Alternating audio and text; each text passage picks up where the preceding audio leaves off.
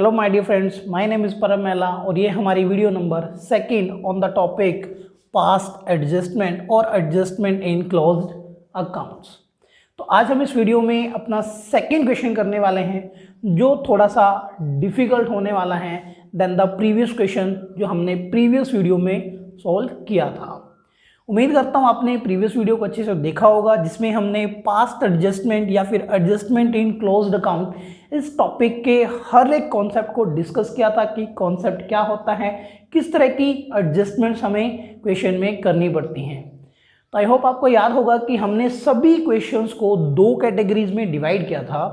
पहली कैटेगरी में हमने वो क्वेश्चंस रखे थे जहाँ पर आप क्वेश्चन जब आप रीड करते हो तो कोई ना कोई मिस्टेक या कोई ना कोई एरर वहाँ पर बुक्स ऑफ अकाउंट में हुआ होता है, बट उस रिस्पेक्टिव ईयर में जिस ईयर में वो मिस्टेक अकाउंटेंट के द्वारा हुई है उस रिस्पेक्टिव ईयर का प्रॉफिट आपको कभी भी क्वेश्चन में गिवन नहीं होता। और सेकेंड कैटेगरी में हमने उन क्वेश्चंस को रखा है जब आपको उस रिस्पेक्टिव ईयर का प्रॉफिट क्वेश्चन में गिवन होगा। तो चलिए जरा देखते हैं कैटेगरी नंबर हमने 1 क्या बनाया था, when the profit of the respective year is not given in the question. और जहां हम क्वेश्चन को करते हैं इडियट और इंटेलिजेंट के वे में कि कौन सा पार्टनर इडियट प्रूफ हुआ और कौन सा पार्टनर इंटेलिजेंट प्रूफ हुआ।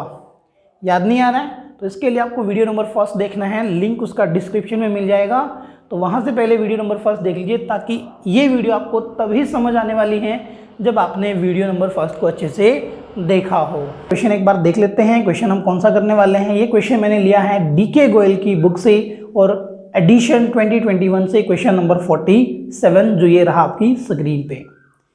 माय डियर स्टूडेंट, मेरी रिक्वेस्ट है कि सॉल्यूशंस पे जाने से पहले क्वेश्चन को एक बार आप खुद से रीड कर ले, अच्छे से पॉइंट्स को नोट कर ले सो दैट कि जब भी हम कोई कैलकुलेशन क्वेश्चन में करें वो पूरी तरह से आपको क्लियर हो और किसी तरह का डाउट आपके माइंड में ना रहे। चलिए जरा क्वेश्चन को स्टार्ट करते हैं। तो इस क्वेश्चन में 3 पार्टनर्स हैं PQR जिनकी रिस्पेक्टिव कैपिटल आपको गिवन है 50,000, 30,000 एंड 20,000 रुपीज। तो यहाँ पर इन्होंने कैपिटल पर 12% पर एनम के रेट से इंटरेस्ट चार्ज करना था, लेकिन अकाउंटेंट ने वो इंटरेस्ट कंसीडर नहीं किया। साथ ही साथ 2 पार्टनर P और R को सैलरी दी जानी थी 5,000 per month, 500 per month and 1,000 per month respectively, जो उनको नहीं प्रोवाइड की गई। तो 2 एग्रीमेंट थे, इंटरेस्ट ऑन कैपिटल प्रोवाइड करना था, कुछ पार्टनर्स को 2 पार्टनर P और R को सैलरी प्रोवाइड करनी थी और अकाउंटेंट ने बिना इन प्रोविजंस को कंसीडर किए profit and loss appropriation account prepare कर दिया। और जब इनको रियलाइज हुआ तो they decided to rectify the following error. इन एरर को रेक्टिफाई करने का उनको डिसीजन लिया। चलिए अब हम क्या करेंगे, पहले तो पार्टनर को उनकी कैपिटल पे इंटरेस्ट प्रोवाइड कर देंगे जो अकाउंटेंट ने प्रोवाइड नहीं किया था और वो देना भूल गया था।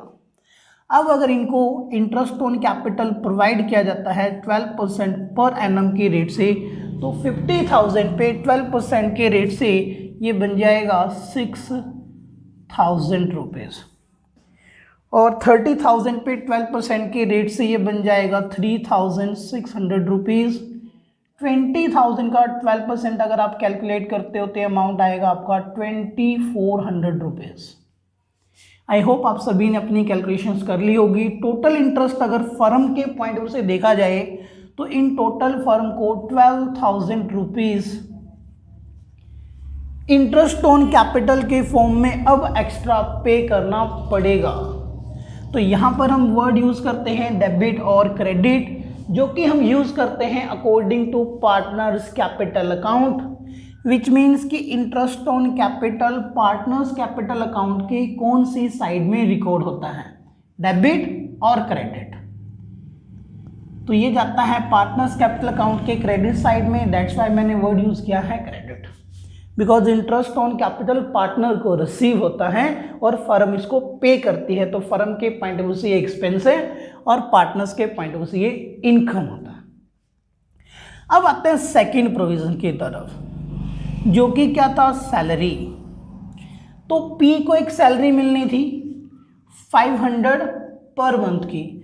अब अगर मल्टीप्लाइड बाई 12 करेंगे तो कितना बन जाएगा 6,000 रुपीज़ एनुअल सैलरी, जो कि पी को रिसीव होना था। क्यू को कोई सैलरी का प्रोविजन नहीं था, इसके बाद सैलरी आर को मिलनी है और वो 1,000 पर मंथ है। सो डिवाइड बाई 12, ये बन गया 12,000 रुपीज़ एनुअली। इन टोटल अगर देखा जाए 6 + 12 18,000 रुपीज़ के फर्म के एक्सपेंस अब और बढ़ जाएंगे, क्योंकि फर्म को अब सैलरी पार्टनर को पे करनी पड़ेगी। और यहाँ पे भी अब हमें वर्ड यूज़ करना है, तो ये भी क्या रहेगा credit, because interest on capital की तरह सैलरी भी पार्टनर्स कैपिटल अकाउंट के क्रेडिट साइड में जाती है और फर्म के पॉइंट ऑफ व्यू से ये एक्सपेंस होती है। उम्मीद करता हूँ आपको ये सब चीज़ें पहले से पता होंगी अगर आप एडजस्टमेंट ऑफ क्लोज्ड अकाउंट वाले टॉपिक तक पहुँच गए हैं तो। अब जरा इसको यहाँ पे देखते हैं कि इन टोटल अब फर्म को कितने एक्सपेंस करने पड़े। तो अब देखा जाए 12,000 रुपीज़ इंटरेस्ट ऑन कैपिटल की फॉर्म में अब फर्म को एक्स्ट्रा एक्सपेंस करने पड़ जाएंगे। और दूसरा अगर सैलरी को देखा जाए 6,000 + 12,000 इन टोटल 18,000 रुपीज़ के एक्सपेंस अब फर्म को एक्स्ट्रा पे करने पड़ेंगे अगर फर्म इस एरर को रेक्टिफाई करती है, अगर वो ठीक करता है तो ऐसे में इन टोटल फर्म के पॉइंट ऑफ व्यू से 30,000 रुपीज़ के एक्सपेंस बढ़ जाएंगे। 12 + 18 कितना हो गया 30,000 के एक्सपेंस एक्स्ट्रा करने पड़ेंगे, जो कि अल्टीमेटली क्या बनाएगा बीइंग लॉस, जो फर्म के पॉइंट ऑफ व्यू से 30,000 रुपीज़ का लॉस बन जाएगा। कैसे बना 12,000 रुपीज़ + 18,000 रुपीज़। और ये 30,000 रुपीज़ किसको डिस्ट्रीब्यूट होगा, देखा जाए तो ये भी डिस्ट्रीब्यूट होना है पार्टनर्स को, distributed in profit sharing ratio which is 2:1:1। तो ये भी किसको जाना है पार्टनर्स को। डिफरेंस कहाँ पर होता है, डिफरेंस इस चीज़ का होता है कि इनको इंटरेस्ट ऑन कैपिटल मिला कैपिटल के अकॉर्डिंग, सैलरी मिली प्रोविजन के अकॉर्डिंग, लेकिन ये जो लॉस डिस्ट्रीब्यूट होगा ये प्रॉफिट शेयरिंग रेशियो में जाएगा और प्रॉफिट शेयरिंग रेशियो है 2:1:1। तो इस तरह से अगर इस लॉस को डिस्ट्रीब्यूट किया जाए तो यहाँ बन गया 15,000, ये आ गया 7,500 और ये भी आ गया 7,500। टोटल 30,000 रुपीज़ का लॉस पार्टनर्स को डिस्ट्रीब्यूट हो गया। ओके ना व्हाट नेक्स्ट। अब हमें यहाँ भी वर्ड यूज़ करना है डेबिट और क्रेडिट। जब लॉस पार्टनर को डिस्ट्रीब्यूट करते हैं तो ये पार्टनर्स कैपिटल अकाउंट की कौन सी साइड में जाता है, डेबिट। ये अब बस हमें हमारा काम जो था वो यहाँ पर कंप्लीट हो जाता है, बस इतना सही काम करना है। अब हमें देखना है कि डेबिट में अमाउंट कितना जा रहा है, क्रेडिट में अमाउंट क्या जा रहा है। यहाँ पर अगर आप चाहो तो अपने काम को थोड़ा सा आसान बनाने के लिए एक बार टोटल क्रेडिट का कॉलम बना सकते हैं। टोटल क्रेडिट का कॉलम बना सकते हैं, जो कि कितना बन गया 12,000 रुपीज़, यहाँ 3,600, यहाँ देखा जाए तो 14,400 रुपीज़। अब बस इन दोनों का कंपैरिजन करना है और क्या निकाल लेना है, नेट इफेक्ट, और जो नेट इफेक्ट आएगा वही हमारा आंसर होगा। चलिए नेट इफेक्ट 15,000 डेबिट 12,000 क्रेडिट, तो ज़्यादा कौन से हैं, डेबिट वाले, कितने 3,000 रुपीज़, गॉट इट। 3,600 क्रेडिट के, 7,500 डेबिट के, माइनस करेंगे तो वैल्यू कितना आ गया 3,900 रुपीज़, ये भी डेबिट। अच्छा माय डियर स्टूडेंट, यहाँ मेरा एक क्वेश्चन है आपसे, और क्वेश्चन ये है कि अब अगर बिना कैलकुलेशन किए क्या हम बता सकते हैं कि यहाँ पर हमारा जो फिगर आने वाला है वो कितना आने वाला है। अगर आपने प्रीवियस वीडियो देखा है तो मैंने आपको बताया था कि जो टोटल ऑफ डेबिट होता है और जो टोटल ऑफ क्रेडिट होता है वो ऑलवेज इक्वल होता है एडजस्टमेंट में, टेबल शोइंग एडजस्टमेंट जब हम बनाते हैं। तो यहाँ पे इन दोनों का तो डेबिट आया, लेकिन यहाँ पर और कोई कॉलम ही नहीं है तो सिंपल है कि इनका जो डेबिट का टोटल बना उतना ही टोटल ये क्रेडिट का बनेगा, तब जाकर ये बराबर आएगा। चाहो तो आप माइनस करके भी देख सकते हो, ये इतना ही आता है। ऐसे नहीं है कि मैंने बैलेंसिंग फिगर लिख दिया है, माइनस करके भी देखोगे तो भी इतना आएगा। तो बस यहाँ पर हमारा काम कंप्लीट हो जाता है। और अब जरा देखते हैं कि इस एरर को रेक्टिफाई करवाने की जो इन पार्टनर्स की जिद थी, इसके बाद इनमें से कौन इंटेलिजेंट प्रूफ हुआ और कौन इडियट। अब देखा जाए तो P और Q दोनों को पैसे देने पड़े और ये पैसा किसको मिला, R पार्टनर को रिसीवर है। तो इसका मतलब जो R है वो इंटेलिजेंट रहा, क्योंकि उसको तो 6900 का बेनिफिट हो गया।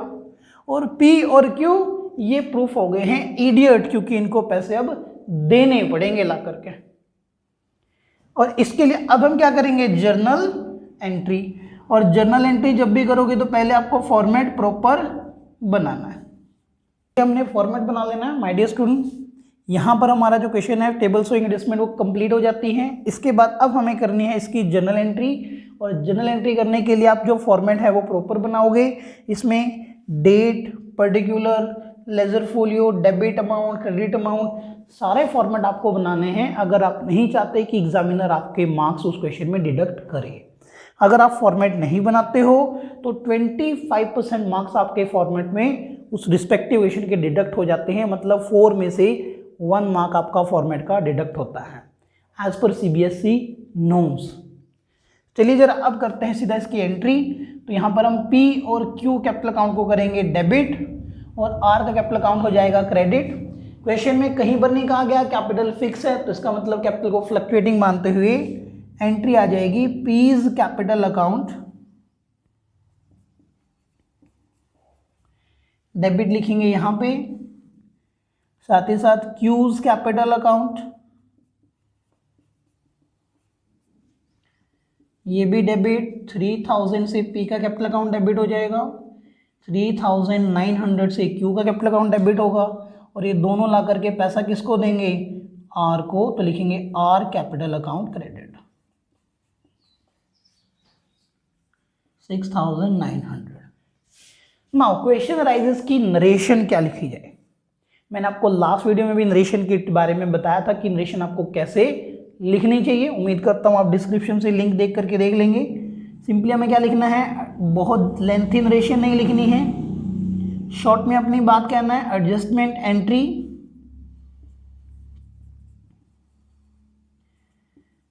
For interest on capital and salary, दो चीज़ों के रिगार्डिंग हमने एडजस्टमेंट किया है, तो वो बातें हम यहाँ पे अपने लिख देंगे। उसके साथ साथ हमारी जो टॉपिक होगा ये कंप्लीट हो जाएगा।